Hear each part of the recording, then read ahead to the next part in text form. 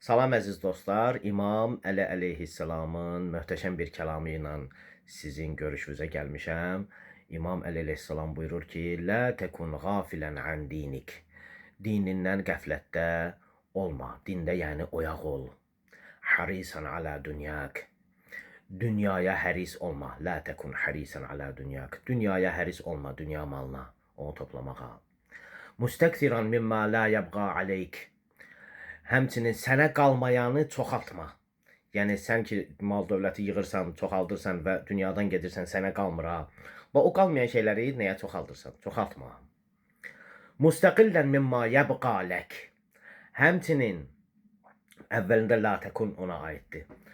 Yəni sənə qalacaq olanı, axirəti isə az görmə, onu yüngül sayma, onu əhəmiyyətsiz sayma.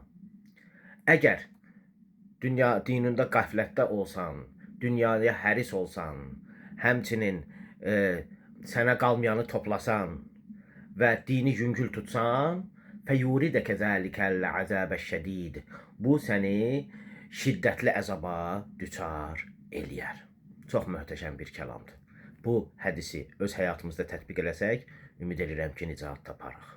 Sağ olun.